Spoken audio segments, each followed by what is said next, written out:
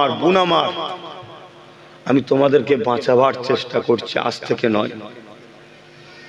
আর এই বাঁচাবার রাস্তায় চলতে গিয়ে কখনো মাকে গাল খেয়েছি, কখনো বাপকে গাল খেয়েছি, কখনো নিজে অত্যাচারিত হয়েছি, কখনো নিজের সমস্যায় পড়েছি।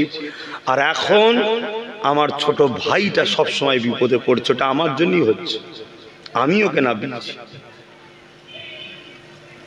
সব কিছুকে প্রতিজ্ঞা করে, সব কিছুকে অপেক্ষা করে পিছুবার কোনো ব্যাপার নেই, ভয় খাবার কোনো ব্যাপার নেই, শুধু দুঃখের একটা ব্যাপার, আপনারা যদি কথাগুলো না শোনেন কষ্ট পাবো। আর কথাগুলো যদি আপনারা নেন, আলহামদুলিল্লাহ, আবার এই জমিনের গরিব হাসবে, এতিম সম্মান পাবে, বিধবা অধিকার পাবে। মুসলিম হোক, অমুসলিম হোক, আদিবাসী, সাঁওতাল, ব্যক্তি, যে কোনো ধর্মের মায়ের ইজ্জত লুট বন্ধ হবে। মায়েদেরকে খেলনা যে বানানোর চেষ্টা চলছে, কোনো বন্ধ হয়ে যাবে যদি আপনারা আমার কথাকে গুরুত্ব দিয়ে রাস্তায় চলেন। আমি চ্যালেঞ্জ দিচ্ছি, হতেই হবে। কেন আমি সেই ঘরের ছেলে যারা পৃথিবীকে সন্ত্রাস মুক্ত করেছে, যারা পৃথিবীকে অত্যাচারী মুক্ত করেছে, যারা পৃথিবী থেকে নেশা মুক্ত করেছে, যারা পৃথিবীর মেয়েগুলোকে জ্যান্ত কুঁতা হতো বন্ধ করেছে, যারা পৃথিবীর কথা বলছে, এটা ছোট জায়গার কথা বলছিনি, জিনারা করেছেন, আমি সেই ঘরের ছেলে আপনাদের বলছি। ও আম্মা বিনিআমাতি রাব্বিকা ফাহাদ্দিস, আবার শুকরিয়া আদায় করছে আল্লাহ, অহংকার নয়, এটা আপনাদের বিশ্বাসের জন্য বলছি। এই পৃথিবীতে একদল মানবরূপী পশু আছে, যারা মানুষই। আমার আগে কেউ ওয়াজ করছিলেন, আমি জানি না, বলছিল না আল্লাহ কখনো অর্থ দিয়ে পরীক্ষা নেয়, কখনো ক্ষমতা দিয়ে পরীক্ষা নেয়, কখনো ক্ষুধার্ত করে পরীক্ষা নেয়, কখনো অভাব দিয়ে পরীক্ষা নেয়। তা আল্লাহ তাদেরকে অনেক বড় বড় অর্থ দিয়েছে, সম্মান দিয়েছে, পদ দিয়েছে, পাওয়ার দিয়েছে। আর এই মানবরূপী পশুগুলো পাওয়ার পেয়ে, অর্থ পেয়ে আল্লাহর সৃষ্টিকেই জুলুম করে, আল্লাহর সৃষ্টির ওপরেও নিজেকে খোদা বানাতে চায়। আমি প্রভু হব তোদের, যেমন ফেরাউন বলেছিল আমি তোদেরকে খেতে দিই, আমি তোদের রাজা, আজ থেকে আমি তোদের খোদা, আনা রব্বুকুমুল আলা, আমি তোদের বড় খোদা। ফেরাউন বলেছিল, জানেন না? এই খসলত আজকের দিনেও কিছু লোকেদের মধ্যে ঢুকছে। মানুষের বেটিগুলোকে বেটি মনে করে না, মাগুলোকে মা মনে করে না, নারীদের সম্মান দেয় না, যখন খুশি তাদেরকে ডেকে নিয়ে যে ভোগ করছে, জুলুম করছে, না গেলে স্বামীকে মারবে, পিটবে, অত্যাচার করবে, মানুষের জমি দখল করছে, মানুষকে মিথ্যা কেস দিচ্ছে, অত্যাচার করছে। এই জুলুমগুলোকে মিটাবার নাম হলো ইসলাম। জোরে বলুন সুবহানাল্লাহ। আমাদেরকে 200 বছর কম বেশি ধরে আমাদেরকে একটা প্ল্যান আমাদের ব্রেনে ঢুকানো হয়েছে। 200 বছর ধরে অন্যায় থেকে দেখার পরও প্রতিবাদ করো না, ফিরে চলে যাও, এই মেন্টালিটি তৈরি করার জন্য 200 বছর ধরে চেষ্টা হয়েছে। আমাদেরকে শুধু মসজিদ, মাদ্রাসা, দাঁড়ি টুপি, হজ, নামাজ, রোজা দেখিয়ে দিয়েছে, এইটুকুই ইসলাম, এটাকে ধরে বসে থাক, বাকি কিছু আর করতে হবে না। এটা আমাদের মেন্টালিটিতে তৈরি করে দেওয়া হয়েছে। 200 বছর কম বেশি ধরে এই প্ল্যান চলছে। অথচ মনে রাখবেন, আমার রসুল পৃথিবীতে এসেছিলেন কি কাজ করতে? আমার নবী পৃথিবীতে এসেছিলেন অত্যাচারী, জালিম, সন্ত্রাস, লুটেরা, চোর, বদমাইশ গুলোর হাত থেকে অশান্ত পৃথিবীকে শান্ত করতে। আল্লাহর সৃষ্টিগুলোর উপর যে জুলুম হচ্ছিল, ওই মজলুম মা, মজলুম বাপ, মজলুম বেটি, মজলুম বোন, মজলুম গরিবগুলোকে বাঁচাবার জন্য আল্লাহ আমার নবীকে দুনিয়ায় পাঠিয়েছিলেন। জোরে বলুন সুবহানাল্লাহ। আরো জোরে বলে। আল্লাহ নবী 11টা বছর ধরে পৃথিবীর অত্যাচারীদের হাত থেকে মজলুমকে বাঁচিয়েছে, পৃথিবীর অত্যাচারীদের হাত থেকে নারীদেরকে বাঁচিয়েছে, পৃথিবীর চোর, বদমাইশ, সন্ত্রাসদের হাতে মজলুম, অসহায়, গরিব, দিন দুঃখী মানুষগুলোকে বাঁচিয়েছে। আমার নবীর এই কর্মকাণ্ডে মানুষগুলো রাসূলুল্লাহ দিবানা হয়ে নবী পাকের পিছনে ঘুরেছে, নবী পাককে ভালোবেসেছে, নবী পাকের সাথ দিয়েছে। কথা বুঝে আসছে? এই 11 বছরে পৃথিবীর জঙ্গলগুলোকে পরিষ্কার করেছে। কিসের জঙ্গল? সন্ত্রাসী জঙ্গল, চুরির জঙ্গল, খুনের জঙ্গল, লুটের জঙ্গল, জেনার জঙ্গল, ব্যভিচারী জঙ্গল, দাসত্ব প্রথার জঙ্গল, এসব ছিল, বন্ধ করেছে। পরিষ্কার যখন হয়ে গেছে, 11 বছর ধরে লেগেছে। তারপরে আল্লাহ আমার নবীকে বলেছেন, বন্ধু আসেন আমার কাছে আসেন। নবী মেরাজে গেলেন, যাবার পর আল্লাহ বললেন, বন্ধু জঙ্গল তো পরিষ্কার হয়ে গেছে, আপনার ভালোবাসা মানুষদের কাছে নামাজ লিজান, রোজা লিজান, এবারে লিজান এগুলো। কিছু মাথায় ঢুকছে? তাহলে ইসলাম কাকে বলে? জঙ্গল তৈরি করার নাম না পরিষ্কার করার নাম? কথা বলুন। সেই জঙ্গল পরিষ্কার করতে গিয়ে বাপ, আমি পীরের আওলাদ, আমি নবী বংশের ছেলে, আমি করবনি বাবা, আমার গায়ে কাদা লাগবে, আমার গায়ে নোংরা লাগবে, এসব ভাবলে হবে না। রাসূলুল্লাহ থেকে বড় নাকি আমরা? হ্যাঁ, আবার সেই নবীর বাগানে আবার ছোট ছোট জঙ্গল গাছ তৈরি হচ্ছে, বীজ ফল তৈরি হচ্ছে, বীজ গাছ গলাচ্ছে, আবার সন্ত্রাস তৈরি হচ্ছে, আবার গুন্ডা তৈরি হচ্ছে, আবার চোর তৈরি হচ্ছে, আবার দুর্নীতিবাজ তৈরি হচ্ছে, আবার চিনিংবাজ তৈরি হচ্ছে, আবার প্রতারণাকারী তৈরি হচ্ছে, আবার গরিবদেরকে লুটবে এমন মানুষ তৈরি হচ্ছে, আবার অসহায়ীদের উপরে অত্যাচার শুরু হয়েছে, আবার নারীদের দেহকে শোষণ করা হচ্ছে, আবার মা বোনেদের উপরে জুলুম অত্যাচারে স্টিল নোরান নেমে গেছে। এ মোস্তফা জানে রহমতের উম্মত, তোমার আমার উচিত হবে আবার নিজেদের জান মাল দিয়ে এই জঙ্গলকে পরিষ্কার করে আল্লাহর সৃষ্টিকে হাসাতে হবে। জোরে বলুন সুবহানাল্লাহ, আরো জোরে বলুন সুবহানাল্লাহ। তাতে সকালে জেলে ঢুকলে, বিকালে বেরোলে, পরের দিন আবার ঢুকতে হবে, আবার বেরোতে হবে, আবার ঢুকতে হবে, আবার বেরোতে হবে। পিছ পা হবার জায়গা নেই। জায়গা আছে নাকি? এটা আমাদের কাজ, আমাদের কাজ এটা। আদিবাসীর মেয়েকে হিন্দুর মেয়ে কি খ্রিস্টানের মেয়ে দেখা আমাদের কাজ নয়। মায়ের জাত বিপদে পড়েছে, তার পাশে দাঁড়িয়ে তার হয়ে লড়াইটার নাম ইসলাম। মা, তুমি তোমার কি পছন্দ, তোমার হৃদয়ে আগে যাও। তুমি মায়ের জাত, তোমার ইজ্জতকে যে লুটবে তার বিরুদ্ধে সংগ্রাম করবে, এটা মোহাম্মদ রসুল আমাদেরকে শিখিয়েছে। আমি মুসলমান হতে পারি মা, আমি তোমারও সন্তান, তোমার জন্য আমি লড়বো, তোমার জন্য কথা বলবো, এই আদর্শ আমার রসুল দিয়েছে। জোরে বলুন সুবহানাল্লাহ। আপনি জানেন না, কিন্তু দুঃখের বিষয় বাপ, আমাদের জলসাগুলো পুঁথিগত আলোচনা হচ্ছে, শুধু কিছু কেসা কাহিনী অকেয়া বলুন, আমি অস্বীকার করছি না, যেগুলো সত্য কেসা কাহিনী বলতে হবে, কিন্তু কোরআনে কি ঘটনা নাই? ইব্রাহিম নবীর ঘটনা, মুসা নবীর ঘটনা, নমরুদের সঙ্গে ইব্রাহিম নবীর কি হয়েছিল, মুসা নবীর সঙ্গে ফেরাউনের কি হয়েছিল, সাদ্দাতের ঘটনা নাই? নবী সুলাইমান আলাইহিস সালামের কি ঘটনা নাই? এগুলো তো শিক্ষা। হাদিস পাকে কি ইমাম হোসাইন পাকের অকিয়া নাই? এজিদ কে ছিল, হোসাইন কে ছিল, নাই হাদিস পাকে? বাপ আমার, ভুল বুঝবেন না। আগুন এমন একটা জিনিস, এর কাজ হলো পোড়ানো। আগুনের কাজ কি? পোড়ানো। কোনটা মুসলিমের বাড়ি, কোনটা হিন্দুর বাড়ি দেখেন, আগুনের কাজ হলো পুড়িয়ে যাওয়া। যারা চরিত্রহীন হয় এদের একটাই কাজ, নারী দেখলে গালদের লোল পড়ে, লুটা। কোনটা হিন্দুর মেয়ে, কোনটা মুসলমানের মেয়ে, এটা দেখে না। এরা মেয়ে দেখলেই এদের মধ্যে শয়তান জেগে ওঠে। আর এই রকম চরিত্রহীন গুণের পাশে বড় বড় সব ক্ষমতাশালী লোকেদের হাত আছে, এদেরকে গার্ড করে। কেন কেন গার্ড করে? এরাই একদিন ওই জালিমদের জায়গাকে শক্তিশালী করে। আর এই সব জালিমদের বিরুদ্ধে যখন আমার তোমার মতো মোস্তফার গোলামগুলো কথা বলবে, তখন দেখা যাবে তোমার আমার পিছনে ফোর্স লেগে গেছে, তোমার আমার উপর ডিস্টার্ব হচ্ছে। কেন? তুমি গরিবের পক্ষে কথা বলেছো তাই। তা বলো, তোমরা গরিবের পক্ষে থাকবে না জালিমের পক্ষে থাকবে? বলো, কথা বলো, আওয়াজ দাও। কিন্তু গরিবের পক্ষে থাকলে তো বেলাল হুজুরের মতো মার খেতে হবে, গরিবের পক্ষে থাকলে আব্দুল্লাহ হুজুরের মতো তো বন্দী হতে হবে, গরিবের পক্ষে থাকলে তো হযরতে খোবাইব হুজুরের মতো সুলিতে চাপতে হতে পারে, গরিবের পক্ষে থাকলে তো হযরতে খাব্বাব হুজুরের মতো আগুন তৈরি করে আগুনে বসানো হতে পারে। বলো, ইনসাফের পক্ষে থাকবে না জালিমের পক্ষে থাকবে? বলো, ইনসাফের পক্ষে যদি থাকো তাহলে তো তোমার অবস্থাটা সেরকমই হবে যেমন মুজাদ্দিদ আল-পেসানিকে 8 বছর জেলে রেখেছিল। ক বছর? মুজাদ্দিদ আল-পেসানি হুজুর আমাদের কে হয়? আমাদের পদ দাদা পীর হয়। কে হয়? পদ দাদা পীর হয়, আমাদের পীরের পীরের ওপরের পীর। তা আমাদের মুর্শিদ কেবলা যদি হতভাগা জালিম রাজা আকবরের বিরুদ্ধে প্রতিবাদ করার জন্য 8 বছর জেল হয়, তো সেই ঘরের ছেলে 8 ঘন্টা থাকলে আমাদের অসুবিধা কিসের? কিন্তু আমাদের প্রতিজ্ঞা নিতে হবে, আমরা আকবরের পক্ষে নয়, আমরা মুজাদ্দিদ আল-পেসানির পক্ষে।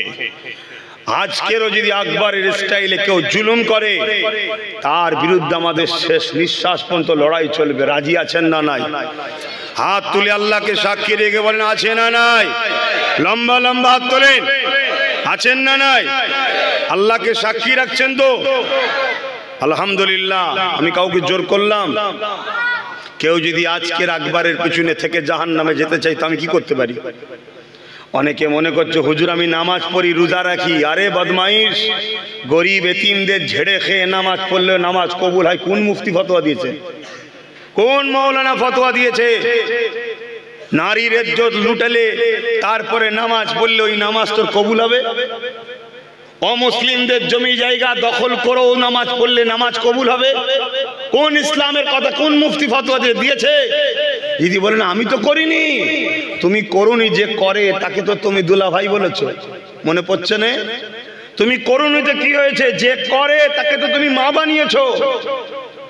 অতএব মনে রেখে দিও, জুলুম করা আর জালিমকে সাথ দেওয়া এক জিনিস, আর নাই করা নাইকে সাথ দেওয়া এক জিনিস।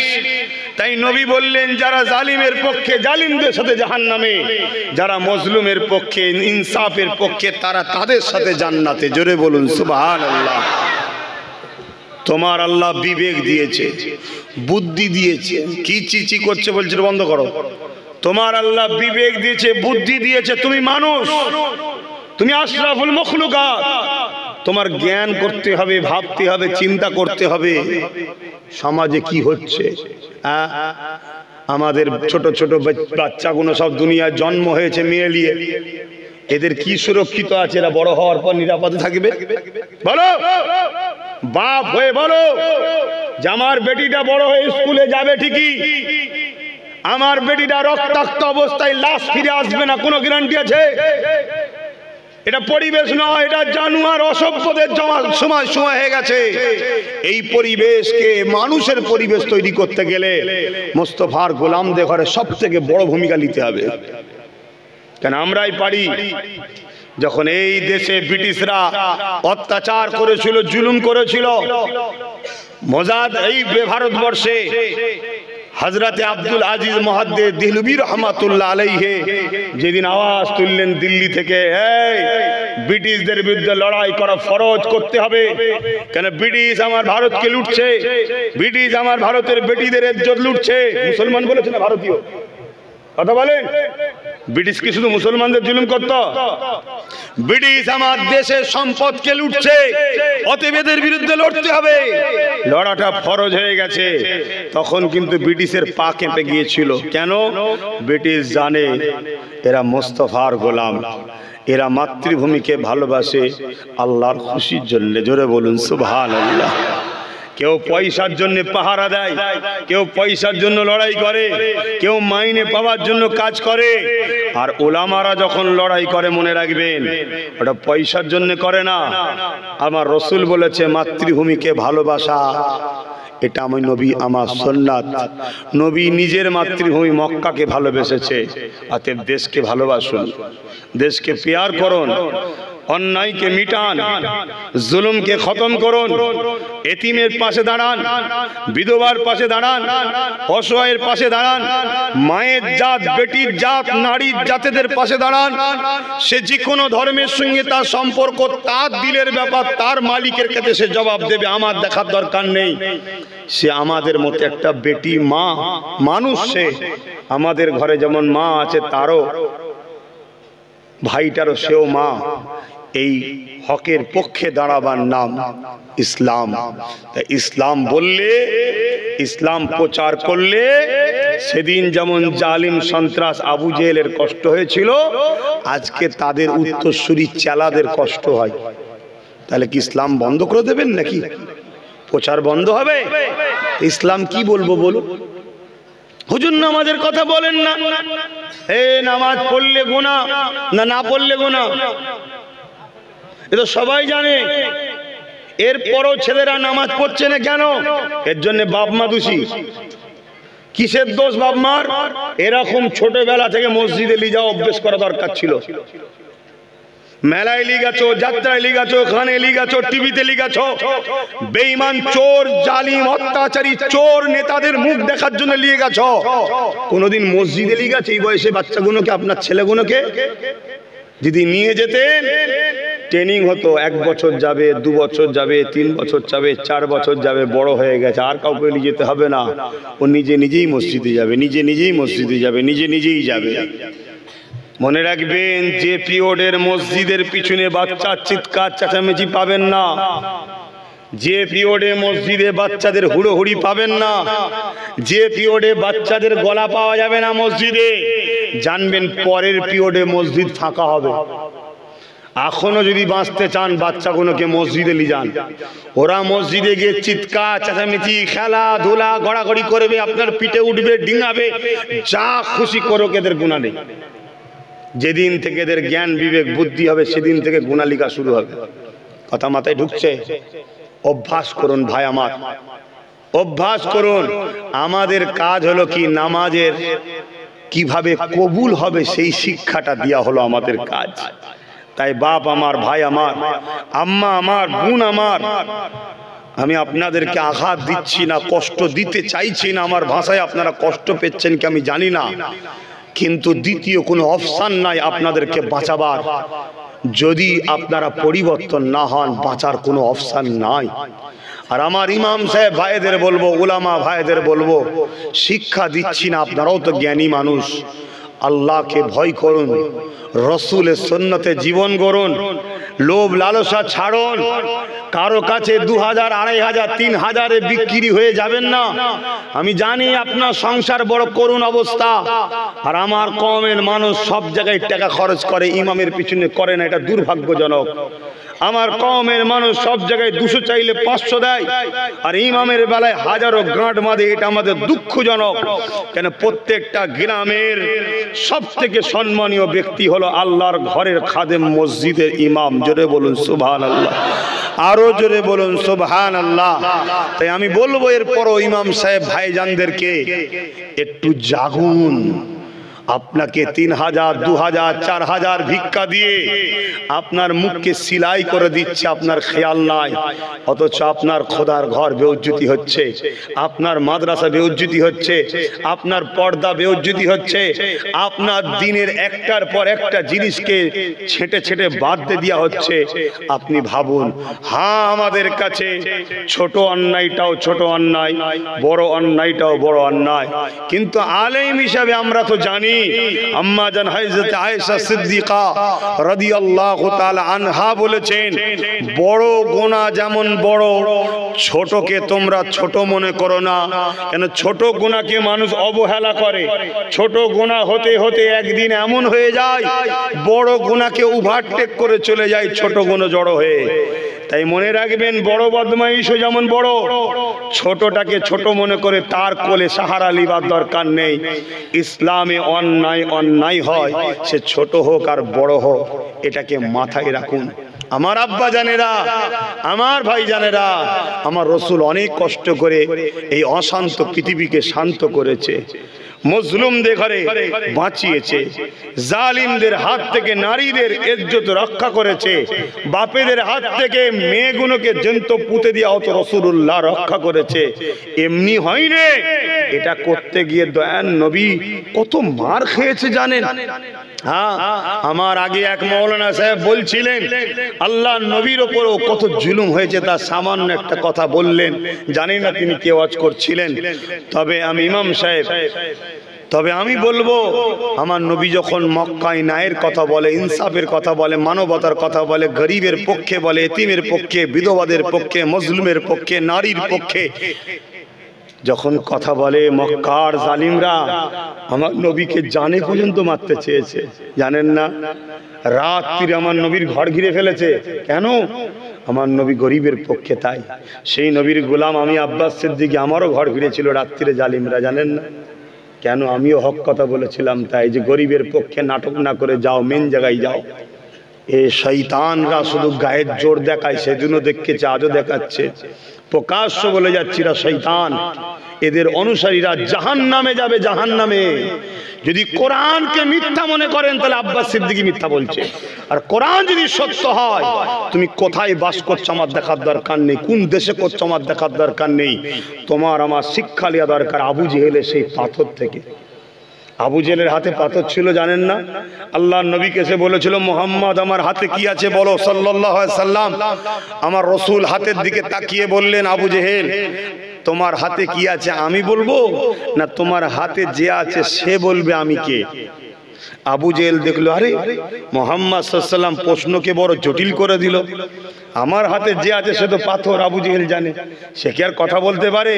শয়তান শয়তানের মতো চিন্তা, তো মাথা মুটা হলে মাথা মুটার মতো চিন্তা হয়। আবু জেহেল জানে না সামনে কে দাঁড়িয়ে আছে। পাথর কেন? রাসূলুল্লাহ যখন প্রয়োজন হতো পিশাব টয়লেটের, গাছকে ইশারা করত, জমিন চিড়ে চিড়ে চিড়ে চিড়ে গাছ এসে চতুর্দিক দিয়ে আমার নবীকে ঘিরে ডাল দিয়ে ছায়া করে দিত। আল্লাহ নবী প্রয়োজন মিটাতেন, আবার ইশারা করতো, নিজ নিজ জায়গায় চলে যেত। সাহাবা হুজুররা বলছেন আমরা ছুটে গিয়ে জায়গা দেখতাম, কিচ্ছু পেতাম না, শুধু খুশবু বাহির হতো। জোরে বলুন সুবহানাল্লাহ, আরো জোরে বলুন সুবহানাল্লাহ। পৃথিবীর বুকে উজ্জ্বল উজ্জ্বল নিদর্শন আমার রসুল রেখে গেছে। এই যে আকাশের চাঁদ, আমার নবী পাক সাল্লাল্লাহু আলাইহি সাল্লাম একদিন এক পাহাড়ের ধারে পা হাঁটাহাঁটি করছে। আবু জেহেল বিশ্ববিখ্যাত এক জাদুকরকে নিয়ে এসছে, নিয়ে এসে বলছে মোহাম্মদ বড় জাদুকর, ওকে হারাতে হবে। নাউজুবিল্লাহ মিন জালিক। সে জাদুকর এসে আমার রসুলকে বলছে, মোহাম্মদ সাল্লাল্লাহু আলাইহি সাল্লাম আপনি নাকি নবী দাবি করেছেন, প্রফেট দাবি করেছেন। আল্লাহ নবী বললেন, আনা খাতিমুন নবী, আমি শেষ নবী। মহান রব্বুল আলামিন স্রষ্টা আমাকে পাঠিয়েছে মানুষকে শান্তি, সত্য, ইনসানিয়াতের কল্যাণের রাস্তা দেখাবার জন্য, জুলুমকে খতম করার জন্য। তখন বললেন তাহলে কিছু নিদর্শন দেখান। আসমানে দেখাতে হবে, কেন জাদু আসমানে চলে না, জমিনে চলে। শুনছেন? এজন্য বড় জাদুকর, পৃথিবী বিখ্যাত জাদুকর, তাই বলেছিল আসমানে দেখান। কেন ও জানে মোহাম্মদ যদি জাদুকর হয় নাউজুবিল্লাহ আসমানে পারবে না তো। আর আবু জেহেল তো বলেছে জাদুকর। আল্লাহ রসুল ওপর দিকে চেয়েছে 14 চাঁদ, পুরো পূর্ণিমার চাঁদ। আল্লাহ নবী বলছে চাঁদটাকে দুটো করে দেবো, দেখবে? বললেন না আল্লাহু আকবার। আমার নবী পাক কথা শুনে জাদুকর তো চমকে গেছে, কি করে হয়? আল্লাহ নবী শুধু ইশারা করলেন, চাঁদ নিজের পুরো শরীরকে চিড়ে দিয়ে, যেমন আমায় চিড়লে কষ্ট হয় চাঁদেরও কষ্ট হয়েছে, কেন চাঁদেরও জান আছে। কিন্তু রাসূলুল্লাহর ইজ্জতের ব্যাপার যেখানে আছে সেখানে জানের মায়া করলে হয় না। হায়রে চাঁদ, তোমাকে স্যালুট জানাই, তুমি আব্বাস সিদ্দিকীর থেকে অনেক ভালো। কিন্তু শ্রেষ্ঠ মখলুক আমাকে বানিয়েছে আমাদেরকে, কিন্তু আমরা করতে পারছি না।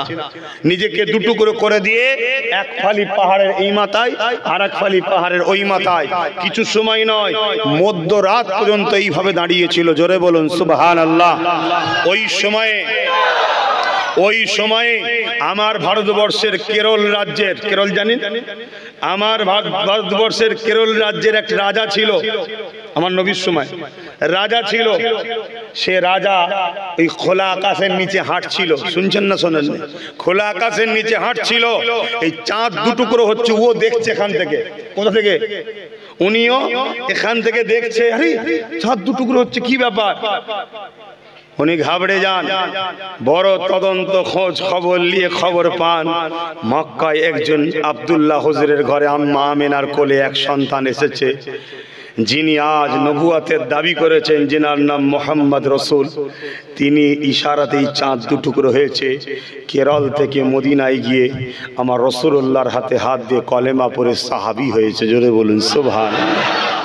হাইরে কপাল, তোমার বাপ মুসলমান, আমার বাপ মুসলমান, তোমার মা মুসলমান, আমার মা মুসলমান। তুমি আমি সামান্য পেটের জন্য নিজের দিনকে যারা মিটাচ্ছে তাদের কাছে 500-1000 বিক্রি, 1 কেজি 2 কেজি চালে বিক্রি। একটা ফেসবুকে দেখছিলাম রাত 12টার সময় একজনের বিবি ঘর থেকে সেজে গুজে বেরোচ্ছে। স্বামী জিজ্ঞেস করছে কোথায় যাচ্ছ? বলছে পিঠে বানাতে দাওয়াত দিয়েছে যাচ্ছি। দেখেছেন আপনারা কি হচ্ছে? এটা আমাদের বাচ্চাগুলো দেখবে না?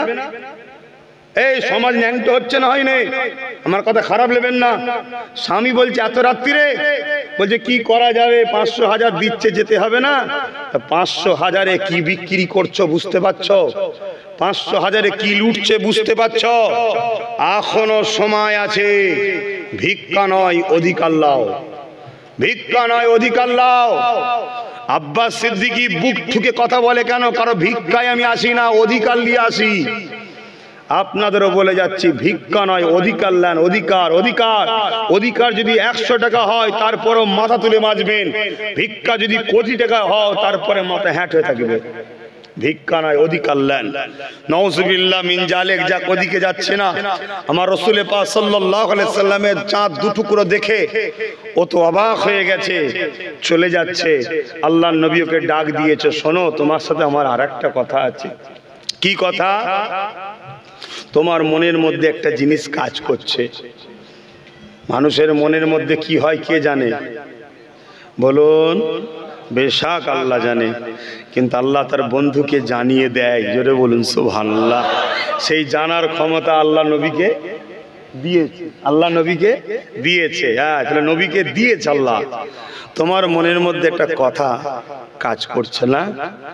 সে তো থতমত খেয়ে গেছে জাদুকর, যে মনের খবর কি করে জানছে, ঠিক না?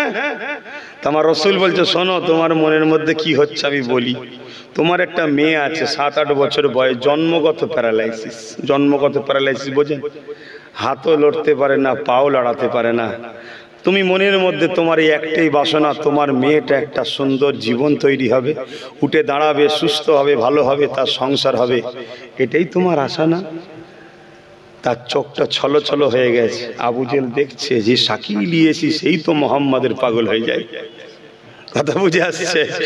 যাকেই লিয়েছি সেই তো পাগল হয়ে যায়। আল্লাহ নবী বললেন, যান বাবা, ঘরে যান। সে ঘরে গেছে, দরজায় আঘাত দিয়েছে। তার সেই প্যারালাইসিস পা হাত ওলা মেয়েটা দরজা খুলছে বাবাকে। জোরে বলুন সুবহানাল্লাহ। আরো জোরে বলুন। চোখের পানি আর রাখতে পারে না জাদুকর, বাবা তোমার একই অবস্থা। মেয়ে বর্ণনা দিতে লেগেছে, এরকম চেহারা, এরকম চেহারা, এরকম ব্যক্তি যিনার চুলটা বাবড়ি আছে, চেহারাটা চাঁদের থেকেও সুন্দর, নূর চমকাচ্ছে। আমাকে গত রাত এসে বলল, মা তুমি উঠে দাঁড়াও না। আমি বললাম আমি তো উঠতে পারি না। বলল, মা আল্লাহর নাম নিয়ে উঠে দাঁড়াও। আমাকে সে বলল, বলো আল্লাহু আকবার, বলে ওঠো। আমি বললাম আল্লাহু আকবার, উঠতে পারলাম, চলতে পারলাম, শরীর সুস্থ হয়ে গেছে। জোরে বলুন সুবহানাল্লাহ। আর ঘরে ঢোকে নে, জান ছটফট করছে, ঘরে ঢোকে নে। ওখান থেকে বেঁকে এসছে মক্কায়, আমার রাসূলুল্লাহর কদমে এসে ইসলাম কবুল করে নবীর পিছনে দাঁড়িয়েছে। জোরে বলুন সুবহানাল্লাহ। আল্লাহ নবীর মেসেজ ছিল, জুলুম করো না বাবা। আল্লাহ নবীর মেসেজ ছিল, ক্ষুধার্ত মানুষকে খানা দাও বাবা। আল্লাহ নবীর মেসেজ ছিল, তোমার যদি কেউ কাজ করে দেয়, সে লেবার হোক, দিন মজুরি হোক, যে কোনো কাজ করে দেয়, তোমার ওই কাজ যে করেছে তার গায়ের ঘাম শুকোবার আগে তার পরিশ্রমটা দিয়ে দাও বাবা। আল্লাহ নবীর মেসেজ ছিল, নারী মা হয়, নারী বেটি হয়, নারী বোন হয়।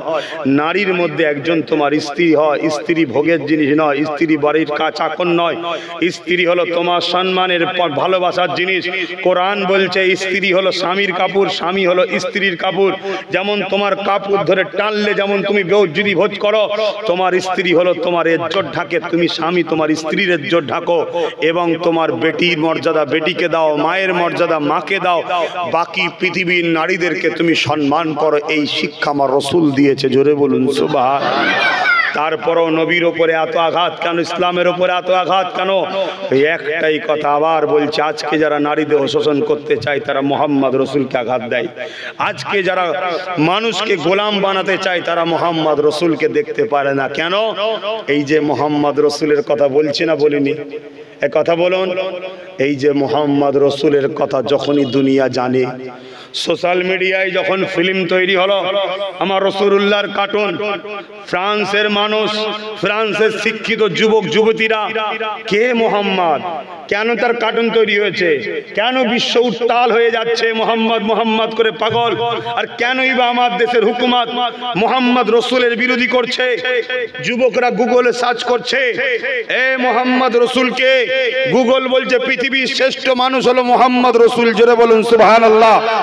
তারা গুগলে আমার নবীর জীবনী পড়ছে, আমার নবীর জীবনী পড়তে পড়তে দিন গেছে রাত গেছে, রাত গেছে দিন এসছে, দিন গেছে রাত গেছে, রাত গেছে দিন এসছে, পড়তে পড়তে পড়তে পড়তে পড়তে পড়তে কখন সে নিজেই মোহাম্মদের গোলাম প্রেমিক হয়ে গেছে। জোরে বলুন সুবহানাল্লাহ।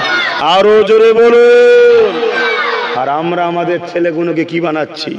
হ্যাঁ, আমরা নিজেরা কি হচ্ছি? সামান্য ভিক্ষার জন্য গরিবের ঘর লুটছি, কার ঘরে আগুন ধরাচ্ছি, কার নামে মিথ্যা কেস করছি, কার জমি দখল করছি, কাকে হুমকি দিচ্ছি, তুমি যদি কেস না তুলে লাও তোমার রাত্রিরে বেটিকে তুললে চলে যাবো। এটা মুসলমানের আদর্শ, এটা মোহাম্মদ রসুলের আদর্শ। আর এইরকম সমাজে দু চারটে মুসলিম নামধারী আমার ঘরে জন্ম হয়ে গেছে, আর তাদেরকে জালিমরা অর্থ দেয়, পয়সা দেয়, বোম বন্দুক সব দেয় নিজের জায়গা শক্ত করার জন্য। আর সে বদমাইশ যখন ধরা পড়ে যায়, পুরো মুসলিম কওমকে একদল মিডিয়া গাল দেয়। এই গাল দেয় না, দেয় না? আমার ইসলামকে গাল দেয় না, দেয় না? তাহলে বলো, আমার ইসলামকে যারা যারা বদনাম করতে চাইছে, সে মুসলিম সুরাতে হোক আর নিজেকে খোদা বানাবার দাবি হোক, তাদের বিরুদ্ধে আমাদের সংগ্রাম চলেছে, আজও চলছে, কালও চলবে। তুমি তাতে যা খুশি করার হয় করলাম। যতদিন নিঃশ্বাস আল্লাহ রেখেছে রুহে এই জমিনের উপরে কোন মায়ের লাল পয়দা হইলে মোস্তফার গোলামদের ঘরে রুখতে পারে। মোস্তফার গোলামরা বলছে, বলবে, হাজার আসছে, লাখো আসবে, কোটি আসবে, আমরা আমেনার লালের জন্য বাঁচি, আমেনার লালের জন্য মরতে চাই। কারণ আল্লাহ আমেনার লালের নাম হলো ইনসাফ। জোরে বলুন সুবহানাল্লাহ, আরো জোরে বলুন সুবহানাল্লাহ। কিন্তু আমার কওমের দাবি করে, মুসলিম দাবি করে, যদি কেউ লুটেরা হয়, গাদ্দার হয়, চোর হয়, চিটিংবাজ হয়, জালিম হয়, অত্যাচারিত হয়, আমরা তার জন্য ইসলাম বদলাম হবে কেন? ওই জালিমের বিরুদ্ধে আমাদেরও লড়াইয়ের দরকার আছে না নাই? কথা বলেন, আপনাদের অসুবিধা হচ্ছে? আমি কাউকে ধরে বসে রেখেছি নাকি? আপনারা যদি মনে করেন পিঠ ফিরিয়ে চলে যাওয়া দরকার, যেতে পারেন। আল্লাহকে সাক্ষী রেখে বলছি, যার কুদরতি হাতে আব্বাস সিদ্দিকীর জান আছে, আল্লাহ যদি আমি জলসার পাওড়া করে মিষ্টি মিষ্টি কথা বলে থাকি, তুমি আমার জবানকে বন্ধ করে দাও। আর যদি আমি না লালের জন্য হক কথা বলে থাকি, সমাজকে বাঁচাবার জন্য সংগ্রাম করে থাকি, তাহলে মনে রেখে দিও, এ দুনিয়া যতই আমার পিছনে লাগুক, আল্লাহ ঠিক আমার পাগল তৈরি করে দেবে। জোরে বলুন, আরো জোরে বলেন, ঠিক না বেঠি? হ্যাঁ, আল্লাহর উপরে ভরসা করো। আসুন ফিরে আসি। আমার নবী পাক 1500 বছর আগে একটা হাদিস বলেছিলেন, ওই হাদিসটা আপনাদেরকে শোনাই। আল্লাহ নবী বলেছে, এখানে অনেক ওলামা ভাইয়েরা আছে, তেনারা সব জানে, কিন্তু আপনারা আম মানুষ একটু শুনুন, ওলামা ভাইয়েরাও শুনুন।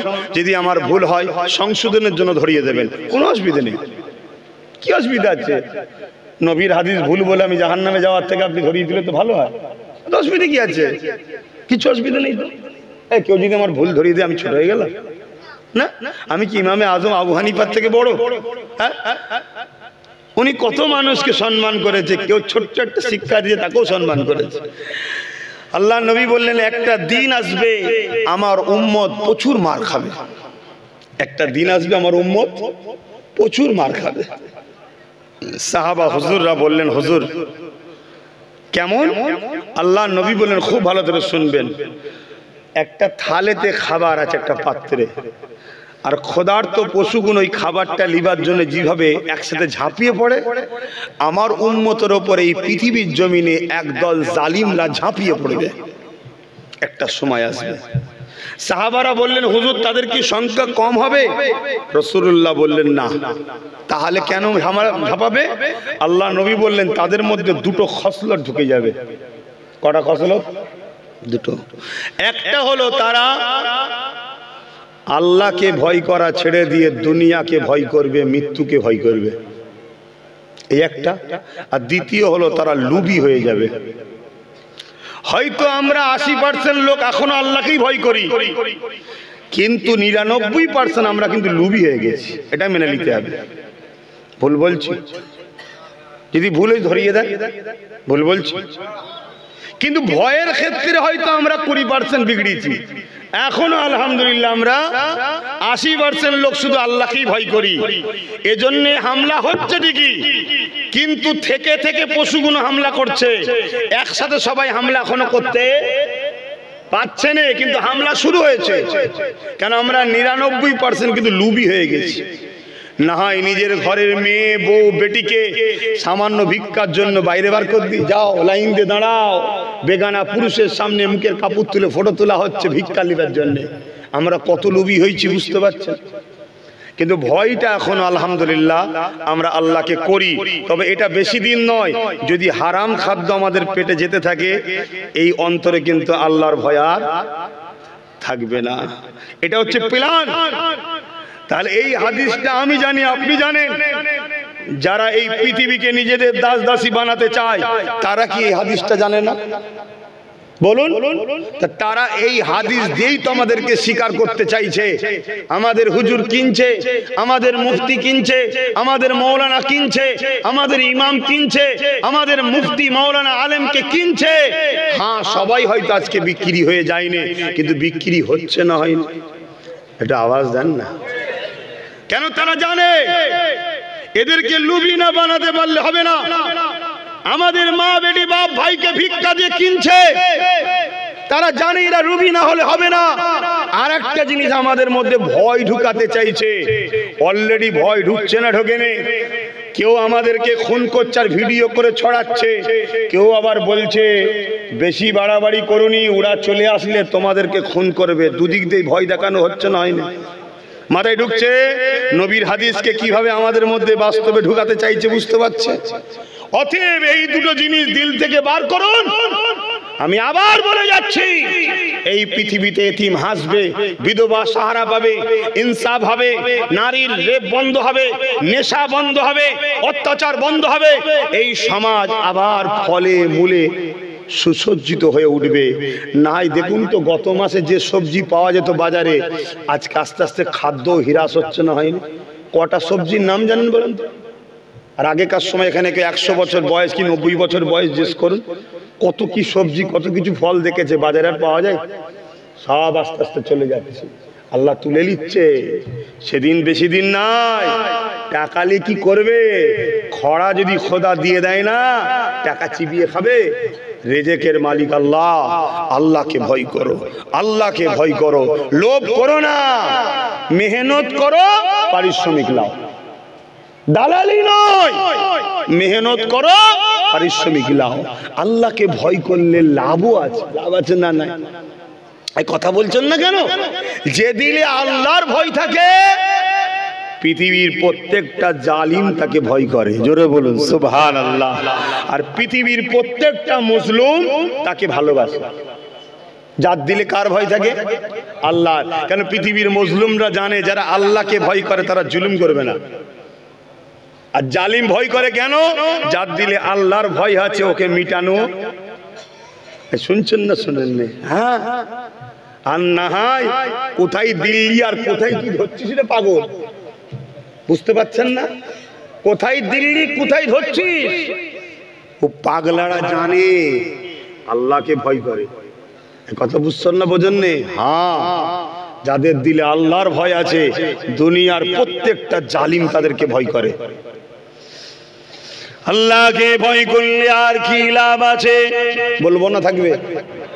আর কার অসুবিধা হচ্ছে গো? অসুবিধা হচ্ছে? দোয়া করে দেবো? কষ্ট হচ্ছে না তো? তোদের তিনজনের কষ্ট হয় না? তোর আমার দিকে? হ্যাঁ, তাহলে হাত তুলে দেখা। হ্যাঁ, ঠিক আছে। আচ্ছা, আমার দিকে। আল্লাহ সূরা রহমানের মধ্যে জানান, ওয়ালিমান খাফা মাকাম রাব্বিহি জান্নাতান। এ দুনিয়ার মানুষ, তোমরা যারা আমি আল্লাহ আমাকে ভয় করো, আমাকে ডর করো, আমার ভয়ে অন্যায় করো না, আমার ভয়ে জুলুমে কাজে যাও না, আমার ভয়ে মানুষের উপরে অত্যাচার করো না, আমার ভয়ে খারাপ কাজ তোমরা করো না। আমি আল্লাহকে ভয় করার দরুন আমি আল্লাহ তাদের দুটো দুটো করে জান্নাত দেব। আরো জোরে বলুন সুবহানাল্লাহ।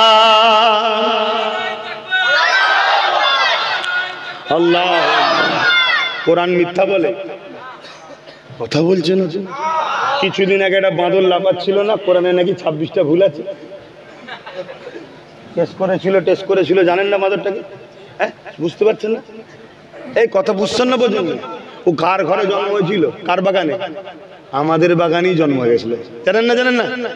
কিন্তু খোদার মার যেই লাফালাফি করছিল, খোদা আমার বাগান থেকে তুলে ফেলে দিয়েছে। আর যে বাগানে গেছে সে বাগান বলছে এই ওই বাগানে জেলিয়ে আমার বাগানে এসছে, এখান থেকে লাথি মার। আবার ওখানেও লাথি খেয়েছে, লাস্টে লিখছে বলছে আমার সুসাইড করা ছাড়া উপায় নেই। তোদের মতো জালিমের সুসাইড ছাড়া দ্বিতীয় কি অপশন আছে রে? হ্যাঁ, কথা মাথায় ঢুকছে। কোরআন কার কথা? আল্লাহ। পৃথিবীতে কোটি কোটি ডলার টাকা দিয়ে রিসার্চ হচ্ছে কোরআনের ভুলবার করার জন্য, পারেনি। যদি কারো ধারণা হয় যে এত জান্নাত আছে কোথায়, একটা একটা জান্নাত আসমান জমিনের মতো বড় বড়, জোরে বলুন সুবহানাল্লাহ। এত জান্নাত আছে কোথায়? আমি কে তৈরি করেছে? আমি না আমার বাপ করেছে? হ্যাঁ, যে চিন্তা করছেন এই পৃথিবী তো ছোট্ট একটা ফুটবলের মতো প্রথম আসমানের কাছে, এটা ফুটবলের মতো। আল্লাহ পাকের কয়েক লক্ষ কোটি মিলিয়ন বিলিয়ন এরকম পৃথিবীর মতো গ্যালাক্সি তৈরি করা আছে, জোরে বলুন সুবহানাল্লাহ। তিনি হলেন মালিক, যিনি মায়ের পেটে তোমাকে আমাকে কত সুন্দর করে তৈরি করেছে। একদিন আমি এই তৈরি ছিলাম, এর থেকেও ছোট ছোট ছিলাম, আজকে বড় হয়ে গেছে। আবার আমাকে আল্লাহ দিয়েছে সে এর থেকেও ছোট ছোট, কাল আবার এরকম হবে, একদিন বড় হবে। এরা তাদেরকে নিয়ে আসবে, এদের পিছু আমার পিছু যেমন তোমরা ছুটছো এরাও ছুটবে ভাইজান ভাইজান করে তার পিছনে। এই যে সিলসিলা শুরু হচ্ছে, মানুষ তৈরি হচ্ছে, বড় হচ্ছে, বুড়ো হচ্ছে, চলে যাচ্ছে, আবার এসছে। এই যে মায়ের পেটে যিনি সিস্টেম তৈরি করছে তিনি হলেন সৃষ্টিকর্তা মালিক আল্লাহ, জোরে বলুন সুবহানাল্লাহ। হ্যাঁ, দুবাসন পেটে ভাত খেয়ে ফেললে লোক